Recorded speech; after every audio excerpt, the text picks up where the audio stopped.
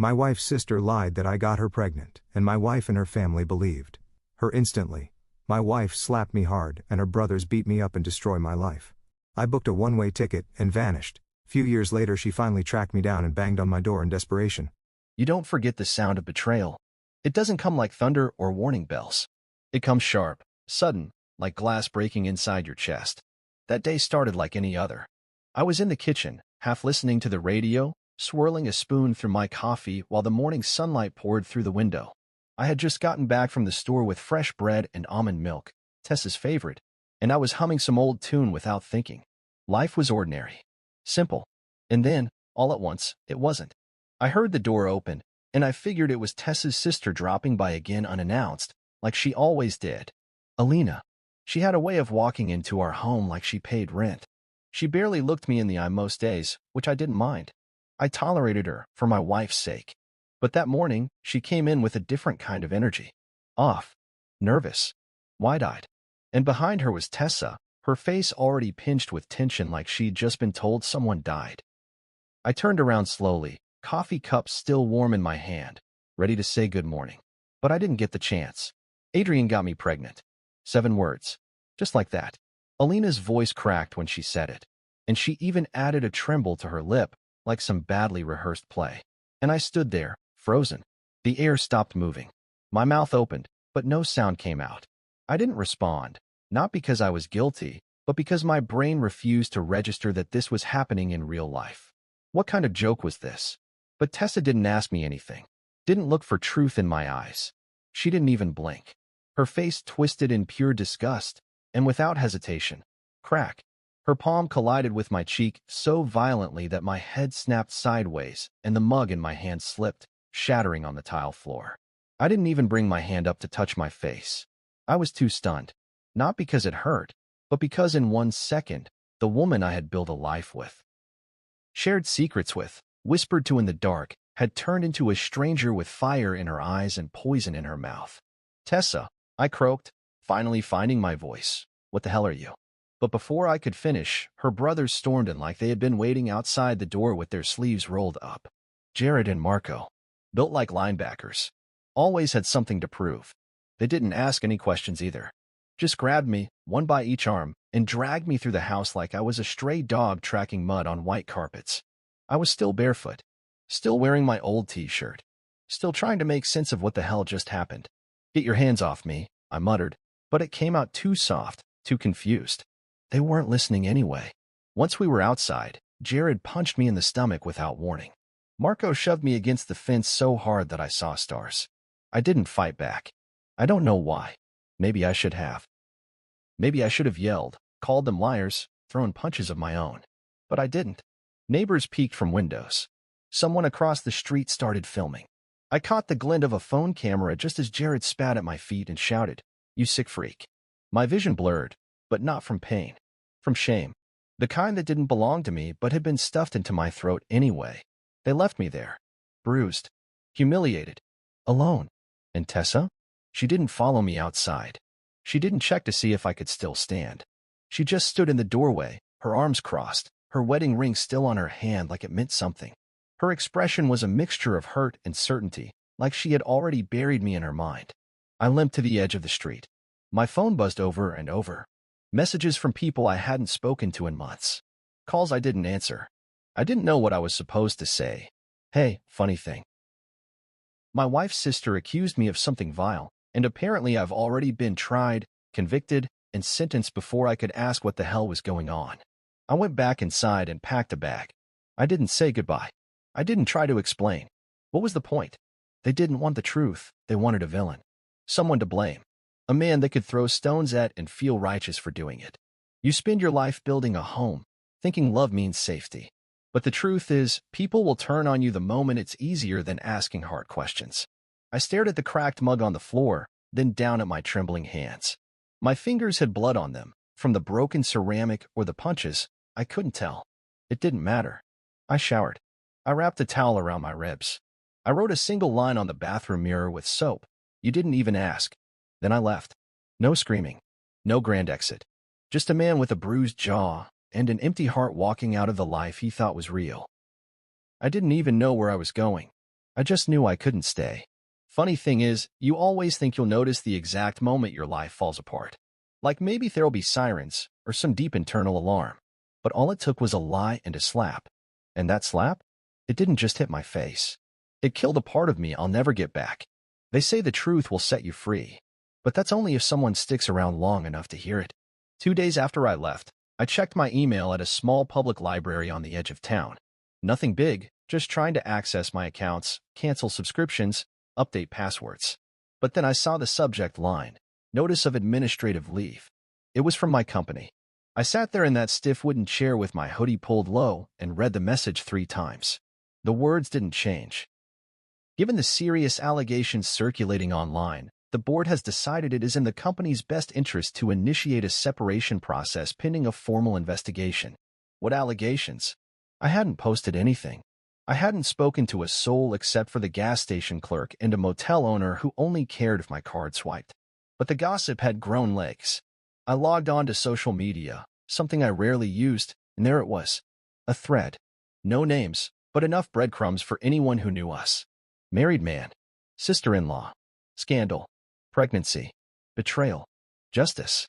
Posts littered with vague accusations, quotes taken out of context, and of course, people offering opinions like they were eyewitnesses. Men like this are everywhere. He deserves to rot. Why aren't more women believed? Trash. Just trash. It was like watching my own funeral, one held on the internet, where the crowd throws stones instead of flowers. By the 3rd day, my landlord texted, "Hey, man. Sorry. Just business. But the other tenants are concerned. I'll need you to vacate by the end of the week." I stared at my phone for a long time before typing out, "No problem. I'll be gone today." And I was. I didn't argue. Didn't beg. Didn't ask for time to explain. Because I understood something now. When you're accused of something, especially as a man, especially something vile, the truth doesn't matter, not right away. People choose a side, and most of them pick the one that lets them feel good about themselves. You'd be amazed at how fast a person becomes invisible. There was a bakery down the street I used to visit every morning. The owner, a sweet older lady named Mrs. Ingram, used to hand me my coffee with a smile and say, "Back at it again, huh?" I walked in one morning like always, only to see her freeze mid-pour. She looked at me, then down at the counter, then muttered, "We're closed today." There were 3 people sitting behind me. A woman at the corner table whispered, "That's him." I walked out without saying a word. By day 5, my phone was practically useless. Tessa had blocked me. So had her mother, Eloise, and all the friends we used to invite over for wine nights and birthdays. Even people I barely knew, friends of friends, suddenly vanished from my contacts. It was like they were afraid the rumor might rub off on them just by association. I once helped Eloise move an entire patio set into her backyard during a heat wave. She called me the most dependable man in the family. Now she was on Facebook, commenting under a post about betrayal by blood, saying, "Some men are wolves in family clothing." Wolves. I wasn't even human anymore. I had kept my mouth shut after the slap, after the beating, after the shame. But reading that? It broke something small and final inside me. I wanted to scream, to fight back, to post screenshots, texts, voicemails, anything to defend myself. But I didn't have anything. Because there was nothing to prove. No secret meetings. No flotation. No evidence. Because the thing they accused me of never happened. But proof wasn't necessary. Not when the lie was more exciting. A friend from college called me that evening. He was one of the few who hadn't ghosted me yet. "Hey man," he said, cautiously. "Look, I don't want to pry, but did you really?" I hung up before he finished. Because if someone who had known me for 10 years had to ask, then I didn't want to talk to him again. I checked into a cheap motel near the edge of the city and stared at the stained ceiling for hours, my mind spinning like a broken fan. How could a single sentence ruin a man's whole life? I thought about the moments I had given so freely, showing up early to family events, building furniture for Tessa's cousin when he moved, helping Alina install a bookshelf once while she scrolled on her phone and told me I missed a screw. Now I was a ghost in everyone's memory. A nightmare version of myself they could hate and forget without guilt. There was no court date, no trial, no report, just a story. And once it took root, it didn't need sunlight, just whispers. It wasn't about justice. It was about judgment, about moral performance, about looking like you believed women more than actually doing the work to find out what was true. And Alina, she played her part well. I heard from a friend of a friend that she was receiving sympathy gifts, people checking in, calling her brave. Her social media bio even said survivor broken heart. I wanted to throw up. Tessa didn't even text me. Not once. I checked my bank account and realized I couldn't afford to stay where I was much longer. My severance from the company was frozen, and there were whispers about possible legal action. For what? I didn't even know. And that's when the fear finally hit me. Not the fear of being hated, but the fear of being forgotten, of being no one, a name that meant nothing but shame. I looked in the mirror that night and barely recognized the man staring back. My beard had grown patchy. My eyes were dull. I looked guilty, and that terrified me. Because if I looked like that to myself, what did I look like to the world? You think rock bottom comes all at once. It doesn't. It comes slowly, layer by layer, until you realize no one is coming to save you. And if you want to survive, you'll have to become someone else entirely. I packed a small bag, sold the rest, and I bought a one-way ticket. No forwarding address. No destination that made sense. Just away. Away from the lie. From the slap. From the people who let it spread like fire while I stood in the middle, burning. When you reach the point where even your name feels like a burden, it's time to let it go. That morning, I walked into a small travel agency tucked between a laundromat and a pawn shop, the kind of place most people overlook. The bell above the door jingled like it hadn't been touched in years. A young woman behind the counter looked up from a crossword puzzle and asked, "Where to?" I hesitated. "Anywhere but here," I said quietly. She laughed like I was joking, but I wasn't. I didn't care where I ended up.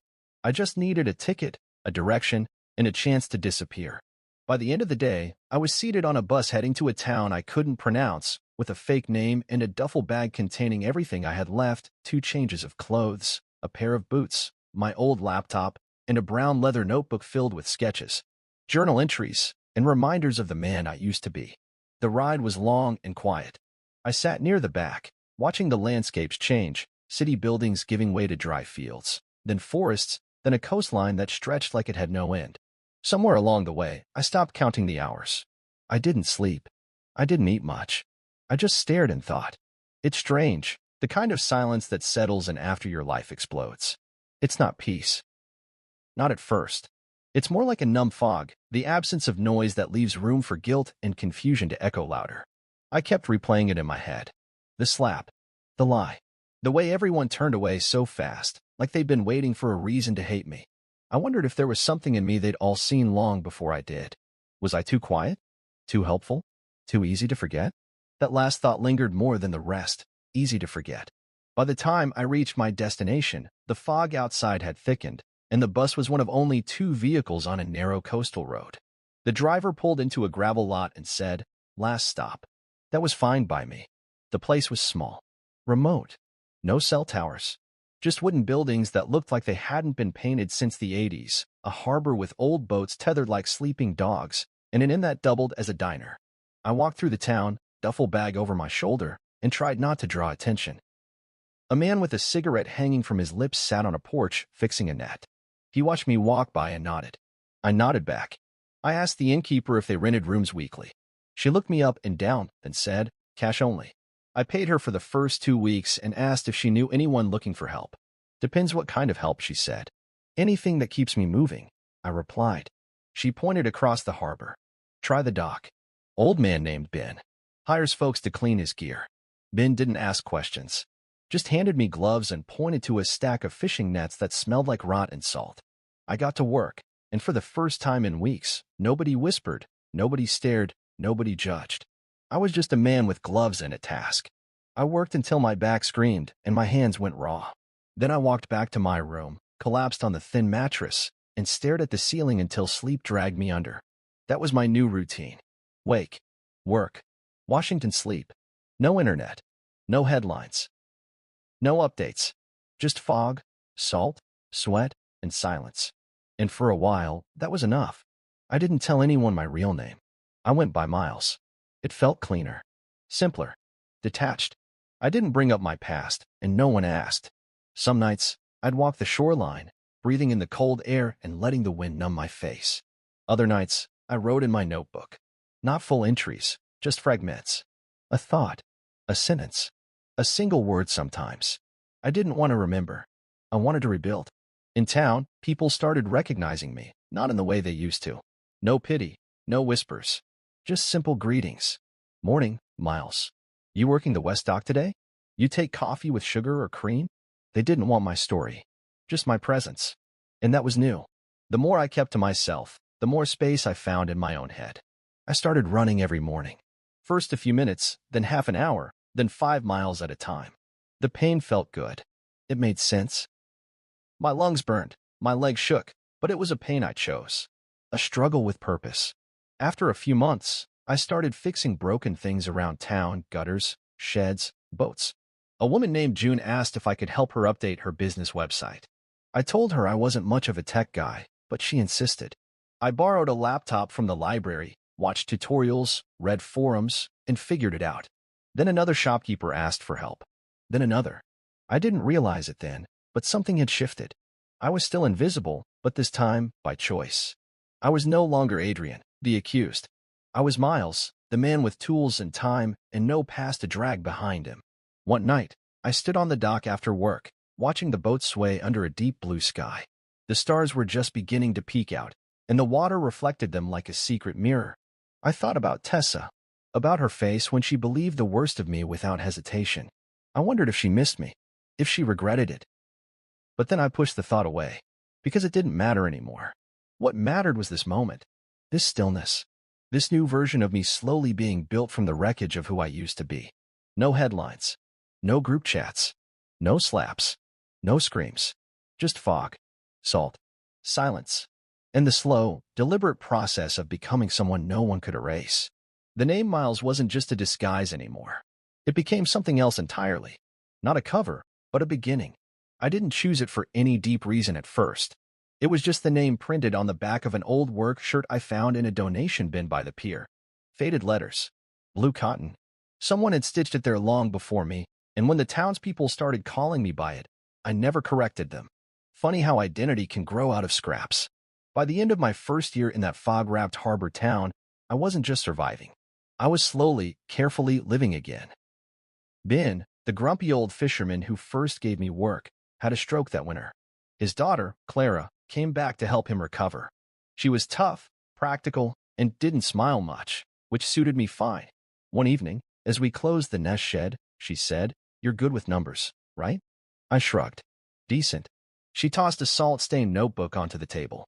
"Try making sense of that." Ben's inventory was a mess, half handwritten, half remembered. I stayed up that night reworking his books, organizing receipts, and sorting out which of the fishing permits had expired. The next morning, I handed Clara a neat spreadsheet and a simple digital ledger. Her eyes widened. "You did this in one night?" I nodded. She stared at the screen. "You ever thought of doing more than just scrubbing nets?" The truth was I had. Quietly. Secretly. In the shadows of the nights I didn't sleep. Coding had always been an interest of mine, but I never needed to rely on it back then. In my past life, I'd been too busy being the dependable husband, the son-in-law who fixed gutters, the employee who kept things running but never raised his hand. But here, I had time. Time to build something that was mine. That night, I registered a domain, amreevsketch.com. Not my real name, not entirely. Just enough to honor the initials I left behind and the man I was trying to become. I started small, building websites for local businesses. The flower shop, a cafe, a boat rental company. Clients didn't see my face. They didn't ask questions. They just liked the results. As money trickled in, I rented a small workshop near the edge of town, one with old floorboards and dusty windows. I bought a second-hand computer, a folding desk, a kettle, and a fan heater. It wasn't fancy, but it was mine. Every screw I turned into the wall reminded me I was still here, still capable, still building. Somehow, without planning to, I became the unofficial tech guy for the whole coastal strip. Word spread. A man from 2 towns over showed up one day, needing help launching an online store for his handmade furniture. A retired teacher wanted to start a blog. A young mother wanted to build a recipe site. I never said no. I charged fair, not cheap. People paid on time. They brought me coffee, bread, stories, and they never asked, "Where are you from?" I didn't know if they were being polite or if they'd simply accepted that I was one of them now. The business grew quietly. I created a separate. I even sponsored a small local race and printed AM Reeves Tech on the back of the participants' bibs. One day, I found myself standing at the front of a town council meeting, showing them a new digital system I built to help track public repairs. Me, Adrian Miles, formerly erased, now being applauded in a room full of strangers who knew nothing of the scandal that once buried me alive. I left that meeting and walked to the edge of the harbor just as the sun dipped behind the cliffs. The water glowed like melted gold. I took off my shoes and stood in the sand, letting the tide touch my toes. And I cried, not out of sadness, out of disbelief. Because I had done what I thought was impossible, I built a version of myself no one could accuse, twist, or destroy. A man with no past, just a present he was finally allowed to own. But with every step forward came a whisper of the past. Sometimes I dream of that day. The slap, the look on Tessa's face, the way her brothers dragged me out like trash. I'd wake up sweating, heart racing, half expecting to find a notice under my door or a mob outside with torches made of memories. But no one came. The truth is, people don't chase ghosts. And that's what I had become, by choice. Still, I kept my secrets close. The notebook I once used to scribble pain had become something else. Now it held plans, wireframes, checklists, and inside its back cover, taped with aging black tape, was a tiny USB drive, one I carried everywhere. It held the recording I had received 6 months after vanishing, forwarded by a mutual acquaintance who didn't know the weight of what they were passing along. Alina's voice, laughing, mocking, confessing. I told them he did it because I hated how perfect they thought he was. He looked at me like I was nothing, so I made him into nothing. I had listened to it exactly once. I didn't cry. I didn't scream. I just listened. Then I backed it up, locked it away, kept it close, not for revenge, but as proof that I hadn't imagined it, that the world really had twisted sideways for no reason other than one jealous woman's lie. It was strange how healing doesn't look like how you imagine it. I didn't stand on a mountain and scream into the wind. I didn't punch walls or write angry letters. I just kept building. One site, one system, one quiet success at a time. I hired 2 locals to help with the overflow, paid them well, gave them flexible hours. When people asked me what motivated me, I said, I know what it feels like to have your life ripped away, so I'm trying to build one no one can take. That was the only truth I ever told them. Sometimes, I'd catch a stranger's voice that sounded like Tessa's, or I'd hear the name, Alina, and freeze for a second. But the town moved on, and so did I. Every wire I fixed, every boat I helped digitize, every broken login I restored, it was a piece of me coming back. Not the old me, a new man. A man with nothing to prove to anyone but himself. A man named Miles. And this time, the only thing I answered to was my own reflection. I remember the sound before anything else. It wasn't a regular knock. It was frantic, desperate, like someone slamming their fists against a wall after realizing the door might be the only way out of drowning. My hands froze on the keyboard. I was mid-email to a client in Zurich, negotiating final terms on a long-term systems upgrade. The cursor blinked, waiting on my thoughts, but I had already stood up. I glanced out the window. Rain came down in sheets. Thick, wild, slashing sideways in the kind of storm that turned streets into rivers. Wind howled like it was mourning something. Thunder cracked overhead as I stepped cautiously toward the front door. 3 more bangs. A voice, muffled, but familiar. My hand paused on the doorknob. And then I heard it. The name I hadn't heard in over 3 years. Adrian, please. The voice broke on the second syllable, a soft crumble under pressure. It didn't sound like it used to. It was tired, raw, but still, unmistakably hers. Tessa. I opened the door slowly, not because I was unsure, but because I didn't know what would be standing on the other side. I'd imagined this moment, truth be told. Not often, but enough to recognize how much of my healing still hinged on the ghost of her walking through my past. She stood there soaked through, hair plastered to her face, eyes wide with something between guilt and grief. Her arms were wrapped around herself like she was holding herself together from the inside out. Please, I know you're in there, she whispered, voice trembling. I didn't answer. I didn't move. We just stood there, staring at each other while the storm raged around us. I thought about how small she looked. How once I would have rushed to pull her inside, dry her hair, wrap her in a blanket. But that man, the one who used to protect her from everything, he wasn't home. She reached out, touched the doorframe like it might anchor her. I've been looking for you, she said. For years. I raised an eyebrow, not because I was surprised, but because I didn't trust anything that started with that sentence. I stepped aside. She hesitated, then walked in like someone returning to a house that once held their name but no longer remembered their scent. The room was warm, clean, minimal. I lived simple now. A couch, a desk, a few framed photos of sunrises I'd taken during my runs. Nothing that tied me to anyone but myself. She stood awkwardly in the middle of the room, dripping rainwater onto the wooden floor. "How did you find me?" I asked flatly. She looked away. It took time. A lot of dead ends. I had to hire someone. When I found out the truth, I needed to. I had to try. I watched her carefully. "The truth," I repeated, testing the weight of her words. She nodded, tears starting to form but still refusing to fall. "I didn't come to argue. I needed you to see me. I needed to explain." I walked to my desk, opened the drawer, and pulled out a small USB drive, the same one I carried like a secret badge of survival. The proof I'd never used. The file I'd never needed to show anyone. Until now. "I already know everything," I said quietly, handing her the drive. She stared at it like it might burn her. "What is it?" she asked, though I think part of her already knew. "Take it. Go play it. If you still want to talk after that, come back tomorrow." She didn't move at first, didn't blink. Then she took it with trembling fingers and nodded. I walked back to the desk, sat down, returned my attention to the screen. And just like that, she was gone. I listened to the door close, to the sound of her shoes sloshing away in the rain, to the wind pressing against the windows like it wanted to get in too. Then silence.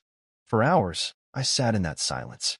I didn't check my phone, didn't look at the clock, just stared out the window as the storm faded into a soft drizzle. That night, I didn't sleep. I lay on the couch, staring at the ceiling, thinking about all the lives I'd lived in the years since that slap. Since her brothers beat me bloody. Since her silence became louder than the lie itself. What did she expect to find here? A man waiting? A heart that stayed soft? A soul that still had a welcome mat laid out? I didn't know. But I knew one thing. I wasn't her husband anymore. Not legally. Not emotionally. Not spiritually. The next morning came wrapped in fog, thick and pale like the town itself wanted to hide me from the day ahead. I didn't go out. I didn't check email. I sat by the window with a mug of black coffee, waiting for nothing and expecting less. Until I saw her. She didn't knock this time. She sat on the porch bench, head bowed, hands clasped in her lap like a child awaiting punishment. She looked up when she saw me. Her face was different. Something had shifted. The tears were gone, but so was the fight. Only the ache remained. I stepped outside. She stood. "I played it," she said. I nodded. She swallowed hard. "I destroyed you." I said nothing. "Adrian." I didn't know. I didn't ask. I just believed her. I raised a hand. "You don't have to say it." She blinked fast, like her body was trying to hold back the flood she hadn't earned the right to release. "Do you hate me?" she asked, voice cracking. I looked out over the sea. The waves were calm now. Slow. "No," I said. "Hate takes energy. I don't have anything left to give you." She collapsed to her knees. I didn't reach out. Didn't move. I just walked past her. I had a client meeting in 20 minutes. One of the biggest contracts I'd ever landed. Because life had moved on. And so had I. She came back again the next day. This time, she didn't knock. She just stood across the road, watching the front of my workshop as if trying to gather the courage to step inside. I saw her through the blinds while I was updating a cybersecurity patch for a client's database. I kept typing, kept working, because her presence didn't unnerve me anymore. It didn't stir anything, not rage, not longing, just curiosity. Like watching a storm pass over a mountain you've already climbed. When she finally stepped in, the bell above the door chimed softly. "You're busy," she said. "I'm always busy," I replied, not looking up. She stepped further in and closed the door behind her. The air smelled like ocean mist and rain-soaked fabric. She still wore the same coat from the day before, and her voice was smaller somehow, like the years away had drained her confidence along with the color from her cheeks. "I didn't sleep," she said quietly. I gave her nothing in return. No words. No sympathy. Just the sound of fingers on keys and the subtle hum of the office heater. She walked to the edge of my desk and waited until I looked up. "I need to say something," she said. I leaned back and gave her a single nod. "I didn't know she recorded it," she whispered, more to herself than to me. "Alina, I never thought she'd admit it." "But she did," I said. Yes, Tessa answered, the word catching in her throat. I knew 2 years ago, I told her calmly. That made her blink. What? I knew. 2 years ago. About the lie. About the recording. About everything. She stumbled a step back like I'd slapped her with the very silence she once weaponized against me. But, you never said anything. No, I said. I didn't. Why? She asked, genuinely stunned. Because the truth wouldn't have changed what you did, I replied. It wouldn't undo the slap. It wouldn't erase your brothers dragging me across the lawn like a criminal. It wouldn't fix the weeks I spent hiding from a world that spat on me over something I didn't do. So I stayed quiet. I wanted to see what mattered more to you, my silence or your guilt. She covered her mouth like she might be sick. I could see her legs shaking. I would have come sooner if I had known. But you didn't want to know, I cut in. That's the part you keep skipping. You didn't ask. You didn't doubt. You didn't even flinch. You chose her over me before I could speak. She sat down in the chair across from me, shoulders hunched, face pale. She cried. Adrian, she said. Alina cried. And she said you looked at her with hate. That you cornered her. That she didn't know how to say no. I narrowed my eyes. And that was enough for you to decide I deserved to be ruined? I was scared. She snapped suddenly. I didn't know what to believe. In the way she said it, she sounded so broken. So did I said coldly. She opened her mouth, then closed it. Her eyes glistened, but no tears fell. You didn't come back for the truth, I said. You came back because you lost everything else. She flinched at that. It landed. I leaned forward, my voice even. I know about your divorce. I know your family turned on you. I know your mother called it an old scandal and told you to get over it. I know Jared got exposed for that thing at the school and Marco's business folded. I know because I stayed quiet. And while I stayed quiet, the truth had time to grow legs of its own. Her mouth trembled, but she said nothing. You didn't come back because of regret, I continued. You came back because you needed something to feel clean again. No, she said quietly. That's not true. It is, I said. And that's okay. I'm not mad about it. I'm just not giving you what you came here for. She looked confused. What do you think I came here for? Redemption, I said. Closure. Maybe even forgiveness. I paused, let the silence thicken between us. But what you don't realize is, I forgave you a long time ago. Not for your sake. For mine. I had to. Otherwise, I wouldn't have survived. But forgiveness doesn't mean reunion. It doesn't mean welcome. It just means I stopped carrying your actions like they were mine. Tessa's shoulders shook as she covered her face with her hands. For a moment, she just sat there and let herself break in front of me. No mascara. No crowd. No performance. Just a woman buried under the rubble of her own decisions. When she finally looked at me again, her voice was softer than I'd ever heard it. Do you think we could ever fix this? I tilted my head, not angry, just honest. No, I said. She nodded slowly. I understand, she whispered. I deserve that. No one deserves to be lied about like I was, I said. But people make mistakes. The problem is, you made yours and let me pay for it alone. We sat there for another minute. No more words, just breath and space and all the invisible things that had lived between us for too long. She finally stood, straightened her coat. I'll go now, she said. I nodded. Take care of yourself. She opened the door and looked back one last time. I hope you find happiness, she said. I already have, I replied. And I meant it. She left. No begging. No more promises. No more twisted stories. Just the truth. And silence. And the man who had survived both. I don't know how long she stood there on my porch the next day, but when I finally stepped outside, she was already sitting on the bench, back straight, hands clenched in her lap like a child waiting for judgment. She didn't look at me at first, just kept her eyes on the gravel path leading from my steps to the road. I stood there in the doorway, the morning air still cool from the night's mist. Birds chirped overhead. The town was just beginning to stir, early joggers, a couple of dock workers shouting greetings across the water. But all I could hear was the silence between us.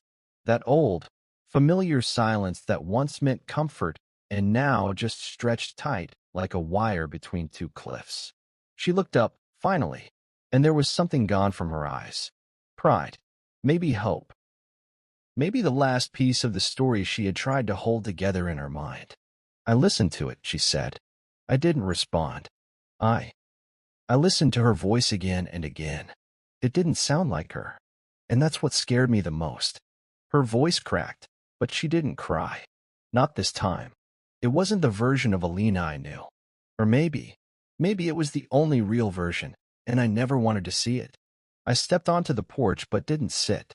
I didn't owe her comfort. I just owed myself closure. She was laughing, Tessa said quietly, staring at the wooden floor beneath her feet. Just laughing, like she'd pulled off the cleverest trick in the world. I nodded slowly, because to her, that's what it was. She finally looked at me then. And her face, God, her face, it carried years. Years of denial, of swallowing a lie so deep it became part of her. And now, that lie was gone, surgically cut away by truth. And all that was left was scar tissue. She said she did it because you looked at her like she was nothing. She was mad that I never wanted her attention. I said, simply. She mistook basic decency for rejection. She wanted to punish me for not being what she needed to feel special. Tessa closed her eyes. She hated me, too. You know, she said. I think that's what I didn't want to believe. That it wasn't just about you. It was about both of us. What we had. What we represented to her. Possibly, I said. But that doesn't change what she did, or what you did after. She flinched, and I saw her chest rise as she took a slow breath. I keep wondering, she whispered. If she had never confessed, if that recording never existed, would I have ever seen it? Would I have kept living with the version of you in my head that she painted? The one I helped make real. That was the question, wasn't it? And I could tell from the way she said it. She already knew the answer. You came back because the illusion collapsed, I said. Not because you were searching for the truth. You just didn't have anything left to hold on to. She didn't argue. I remember, she said, her voice a little stronger now, the day it all happened. I keep playing it back in my mind. You were holding coffee. You looked calm, confused. But I didn't see that then. I just saw a problem I needed to solve. And you were the problem. I looked out toward the dock. The water glistened under the rising sun. There's something people don't understand about betrayal, I said slowly. It's not just the lie. It's not even the slap. It's the speed. How quickly someone decides you're guilty. How fast they throw away everything you ever were to them. That's what breaks you. She nodded, tears silently sliding down her cheeks now. She didn't wipe them away. I ruined you, she said again, barely audible. I didn't correct her. I didn't soothe her. Because sometimes, people need to sit in the mess they made. I told myself for so long that maybe it wasn't as bad as it felt, she continued. That maybe it was just a mistake. But hearing her voice, mocking, so proud of what she did, it shattered everything I built to protect myself. She stood now, slowly, like the weight of her confession pressed on every joint. I'm not here to fix anything, she said. I know that's not possible. I'm not here for your forgiveness, either. I don't deserve it. I just needed to look you in the eye after hearing that recording, because I needed you to see that I know now. I looked at her, really looked, and what I saw wasn't the woman I used to love. Not the wife who used to laugh at my bad cooking or sneak her cold feet under my legs at night. That woman died the same day the lie was born. This woman was a stranger who had walked through fire, she said herself, and she came out burned. But maybe, finally, honest. There's nothing left to rebuild, I said. She nodded. I know. She stepped off the porch and turned back once. For what it's worth. I hope the life you built now gives you peace. Because you deserve it, Adrian. I let her name hang in the air a moment before I responded. It does, I said simply. And then I walked back inside and closed the door behind me. Not angrily. Not bitterly. Just, finally. There would be no rekindled love. No dramatic apologies. No hugs in the rain. What the tape revealed wasn't just Alina's lie. It revealed what had always been there between us. Doubt. Distance. The kind of love that collapses under the first strike because it was never strong enough to survive honesty. And I had survived it. Without her. Without all of them. Because sometimes, the only way to reclaim your name is to stop asking others to spell it right. I thought that after the tape, after the final confrontation, that would be the last I'd see of her. I figured she'd return to whatever scraps were left of her old life, vanished back into the mess she helped create, and that would be it. But Tessa didn't leave. She stayed. Not in my home, not even on my street, but in the town. She rented a small. First from the innkeeper who helped her settle in, then from Clara at the net shed, who saw her buying groceries with shaky hands. I didn't go looking. I didn't ask why she stayed. I didn't care to. But I noticed. She didn't walk around with her head held high. There was no arrogance. Just stillness. Like someone trying not to disturb the air. She volunteered at the town clinic, helped clean up the beach after storms, started tutoring kids after school. I watched from a distance. Not because I was curious about her redemption arc, but because part of me was trying to understand why I wasn't angry anymore. She didn't ask to be near me. She didn't knock again. She just showed up in the world I had built. Carefully, quietly, like she knew she was stepping through something fragile and sacred that didn't belong to her. At first, the locals didn't know who she was to me, and she didn't tell them. But small towns have long memories and even longer whispers. A few people connected the dots. A few came to me privately, asking, "You all right with this?" I always gave the same answer. "She's not mine to chase off. She's just here." They nodded. And that was that. One afternoon, I saw her at the farmer's market. She was holding a bag of apples, laughing softly with one of the older women who sold honey. The sun caught her hair, and for a second, the memory of who she used to be flickered in my mind. Then it passed. She saw me, and instead of waving or smiling, she just nodded. I nodded back. That was the new language between us. No words. No open wounds. Just acknowledgement. Like two travelers who once shared a path but now moved in opposite directions. Weeks passed. Then months. She became part of the town in the same way I had. By earning it. Not asking for anything. Just doing the work. People asked less about her and more about my business again. Clients grew. I hired a third developer. Bought better equipment. I even started giving talks at the local college about digital identity and online resilience. I never spoke about my past, but every word I shared came from it. And yet, in the quiet of my evenings, I couldn't shake the ache of one question. Would she have come if Alina had never confessed? The answer always sat like a stone in my stomach. No, she wouldn't have. Her return wasn't born from faith. It was born from fallout. And forgiveness, as people love to preach, doesn't fix that. I could forgive her for being human, for being gullible, for making a choice under pressure. But I couldn't forget that when everything crumbled, she let me fall first. She chose to believe a lie over the man who held her during her worst nights. The man who took care of her mother when she broke her hip. The man who used to trace maps on her back with his fingers and plan dreams with his eyes closed.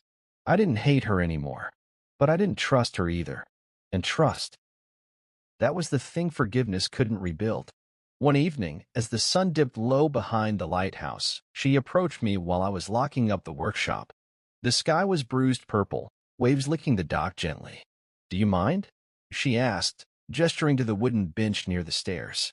I shrugged. "It's a public bench." She sat beside me, not too close. "I'm not trying to win you back," she said softly. "I know," I replied. "I just wanted to say thank you." That caught me off guard. For what? For not telling everyone who I was. For letting me exist here without dragging your story behind me like chains. I looked at her, and for the first time, I saw the difference between apology and accountability. She wasn't here to be forgiven. She was here to carry the weight she should have carried long ago. "I didn't keep it quiet for you," I said. "I did it because I needed peace. And retelling the worst parts of my life to strangers doesn't bring that." She nodded. "I never asked you that day. When I slapped you.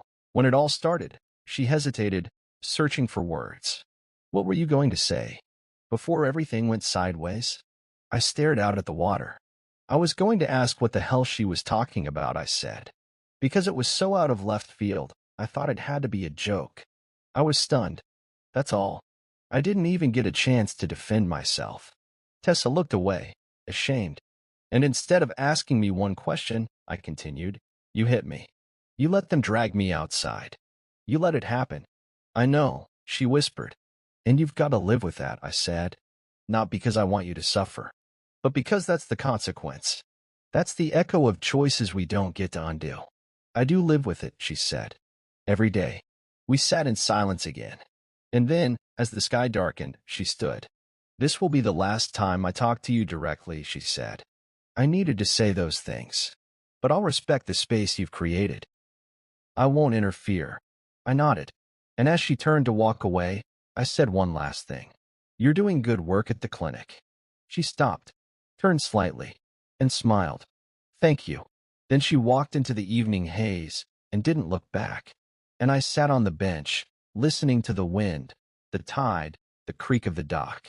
I thought about everything we'd been through, the lies, the fall, the return, and I realized something important. Closure doesn't come with grand apologies or neatly tied endings. It comes in pieces, in nods across markets, in shared silence, in distance maintained not from anger, but from knowing better. Forgiveness can clear the air, but it doesn't rebuild bridges. And sometimes, peace is just knowing you don't have to try anymore. I never wanted revenge. Not really. It's a messy word, bloated with bitterness, dripping with energy I no longer had to give. I didn't want to destroy anyone. I didn't want to make them hurt the way I had. I just wanted the truth to live. So, I let it. It started on a quiet Tuesday afternoon. The fog had rolled in thick over the docks, swallowing the horizon in a soft gray hush. I was at my desk, sipping lukewarm coffee, scrolling through a forum on small business cybersecurity, when I saw a trending story on one of the discussion boards. False accusation ruins man's life until truth surfaces. I clicked it out of habit, but what I saw wasn't a coincidence. It was my story, posted anonymously. No names, no photos, just details, frighteningly accurate ones, about a man accused by his sister-in-law of getting her pregnant, betrayed by his wife and family, beaten, fired, ostracized, only to vanish, start again, and later discover the entire accusation was a lie. And attached at the bottom? An audio file. Alina's voice. Her smug confession. I told them he did it because I hated how perfect they thought he was. He looked at me like I was nothing. So I made him into nothing. Word for word. The same file I had tucked away for over 2 years. I didn't upload it. But I knew who did. Tessa. She must have copied it after I gave her the original. Maybe it was her version of setting things right. Or maybe she couldn't carry the weight alone anymore. Either way, the internet had it now. And there was no putting it back in the box. Within hours, the story spread. Blogs picked it up. Forums dissected it. People debated in the comments whether it was real or fake. But it didn't matter. The voice was real. The confession was real. And soon, people started connecting dots. It didn't take long. The whispers returned, but this time, not around me. This time, they wrapped around the people who once buried me. Alina's job at a mid-sized PR firm? Gone. Their CEO issued a public statement. We do not tolerate any behavior that undermines the dignity of others. She vanished from social media within a week. Jared, Tessa's brother and former high school football coach, resigned after an anonymous complaint referenced past involvement in physical violence based on unproven accusations. Someone leaked the video of him dragging me outside by my collar. It resurfaced like a curse. Their mother, Eloise? She sat on the board of a local charity that supported women's shelters. When the board found out about her public comments, "Some men are wolves in family clothing," made before any investigation, she was asked to step down. They never saw a courtroom, but they faced a judgment far worse. The court of public truth. No lawyers, no gavels, just reflection in the mirror of a world that had moved on without them and didn't want them back. And me? I stayed quiet. I didn't confirm, didn't deny. I didn't gloat or add fuel. I just kept living, kept working, kept building the life they thought they could ruin. People in town began approaching me differently, not out of pity, but with respect. I read something online. One man said at the marina, didn't mention names. But if it's even half true, I'm sorry for what you went through. I nodded. That was all I needed. Another woman at the cafe placed a croissant and coffee on my table and said, "On the house." Life didn't change drastically, but it felt lighter, like I was walking with the wind at my back instead of against it. Tessa didn't speak to me during this time, but I saw her. She kept her head down, kept working at the clinic, kept living quietly. I could only imagine what it felt like for her to watch her family unravel under the weight of the truth they once ignored. She had set the fire, but she hadn't walked away. She stood in the ashes, let the smoke sting her eyes, and didn't ask for sympathy. In some small, silent way, I respected that. One morning, I received a letter in the mail. No return address. No handwriting. Just typed words on clean white paper. You didn't have to do it that way. But you did. You let the truth breathe instead of turning it into a weapon. I don't deserve your kindness, but thank you for not destroying us when you had every right to. I see that now. T. I folded the paper and placed it in a drawer with the others. Not because I needed to read it again, but because I wanted to remember that sometimes justice doesn't come with fire. Sometimes it comes with quiet, undeniable truth. And sometimes that's enough. People often think justice is loud, that it needs a stage, a verdict, an audience on their feet. But what I learned in those weeks was this: justice can be a whisper, a post online, a recording set free, a simple nod from someone who once doubted you. Justice doesn't always punish. Sometimes it just reveals. And once revealed, people can no longer look away. They have to live with what they see. That's what happened to Alina, to Eloise, to Jared. They weren't jailed. They weren't fined. But the world saw them. The truth saw them. And more importantly, they saw themselves. One evening, just before closing time, a teenager walked into my workshop. Looked about 17. Nervous. Shifting on his feet. "You the guy who built the Truth blog?" he asked. I frowned. "What?" He stammered. "That story online. About the lie, and how the guy disappeared but came back stronger.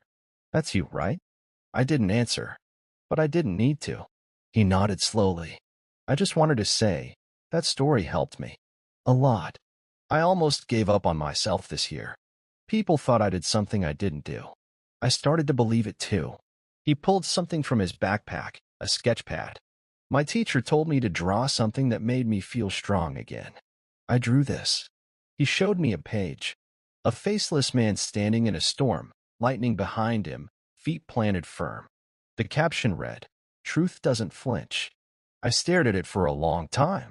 Then I stood, shook his hand, and said, "You hold on to that strength. Don't let them rewrite you." He left with a smile. And I sat down behind my desk, a strange calm washing over me.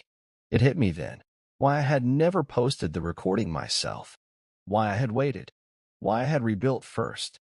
Because justice isn't just about them knowing what they did. It's about you knowing who you are, no matter what they said. There are two kinds of people in this world: those who are made by what happens to them, and those who choose who they become after. I used to think I was the first. Back then, I moved through life trying to be good, reliable, useful. I thought that if I loved hard enough, gave enough, forgave fast enough, the people around me would see me. They'd stand by me. But when the storm came, they didn't hold on. They let go. And I fell. But the thing about falling is, sometimes you land on something solid. Yourself. These days, I still wake early. Not because I'm haunted anymore, but because I like the quiet before the town stirs. I brew my coffee slowly. Watch the morning fog roll over the harbor. I don't check my phone right away. I don't scroll through headlines or chase news. I sit, breathe, and remind myself that peace doesn't come in breaking headlines. It comes in the absence of needing to be seen. I walk into town most mornings. Not because I have to, but because I can. People greet me now. The kind of greetings that come without caution, without judgment. It took years, but I earned that. Not by proving my innocence. Not by screaming my side of the story, but by living in a way that made the lie irrelevant. I pass the clinic sometimes, and I see Tessa through the glass. She's usually bent over a clipboard or tending to one of the kids from town. Sometimes our eyes meet, and when they do, we both nod. No more, no less. She kept her promise. She never crossed the line again, never came to speak, never tried to make it something it wasn't. And I respected her more for that than any apology she could have given. I know her family's scattered now. Alina moved to another city, changed her name online, tried to reinvent herself. But you can't outrun your reflection. Not forever. Jared teaches part-time somewhere, last I heard. Eloise spends most of her days traveling, maybe to find places where no one recognizes her face. And me? I stayed. I built. I own 3 buildings in town now. Rented one to a couple starting a podcast studio, another to a marine gear supplier. My tech business runs almost entirely online these days, with clients across 6 countries and growing. I never marketed myself heavily. I didn't need to. The work speaks, just like the truth did.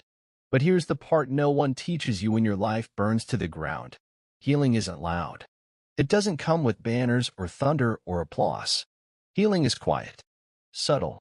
It happens in ordinary moments, sipping tea while coding, picking out a new chair for the office, helping a stranger carry boxes up the stairs. One afternoon, about a year after the story broke online, a local school reached out. They were organizing a youth program on digital ethics and resilience. They asked me if I'd speak, not because they knew my story, but because they'd seen the life I'd built and thought it might inspire the kids. I said yes. When I walked into that room, a dozen young faces looked up at me. Some were eager, some were bored, a few just curious. I told them my journey, sanitized, of course. I didn't speak about betrayal or slander. I spoke about starting over, about losing everything and choosing to learn instead of collapse. One boy asked, "How do you stop being angry at the people who ruined your life?" I smiled. "You don't," I said. "You just stop giving them rent in your head. You stop carrying their actions like they're part of your identity.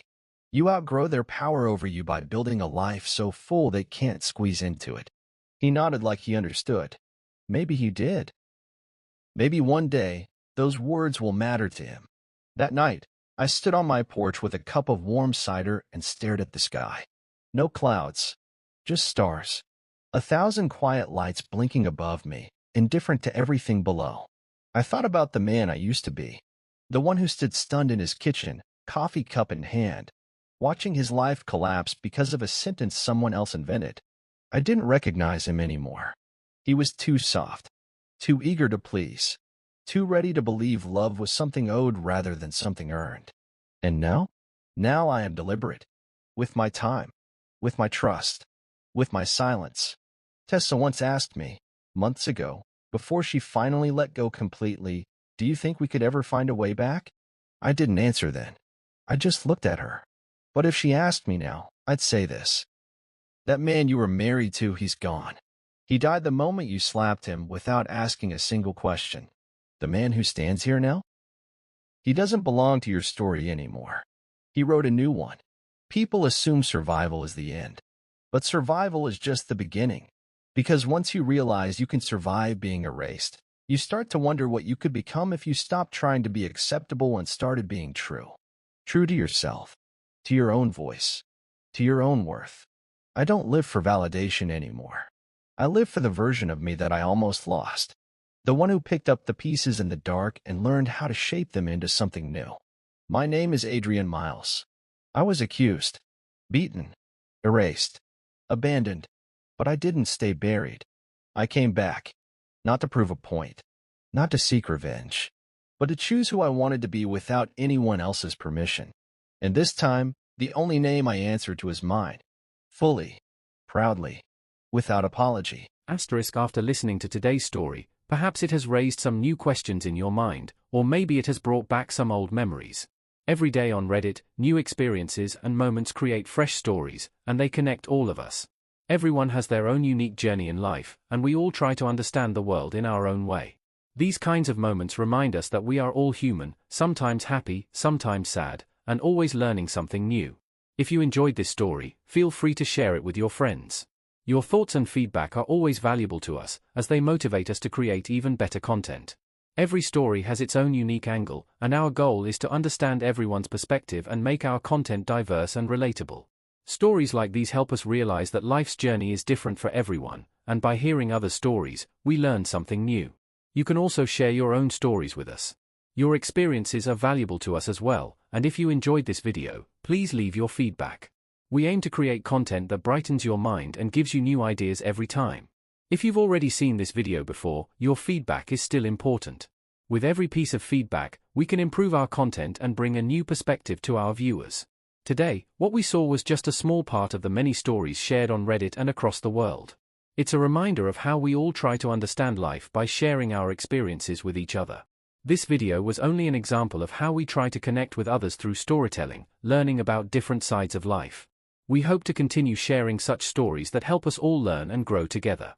Thank you for your time, and don't forget to keep an eye out for more stories coming soon. If you haven't already, please like and follow for more amazing content. Your support keeps us going, and we will strive to bring you more thought-provoking and heartwarming stories. Until next time, take care and stay curious. **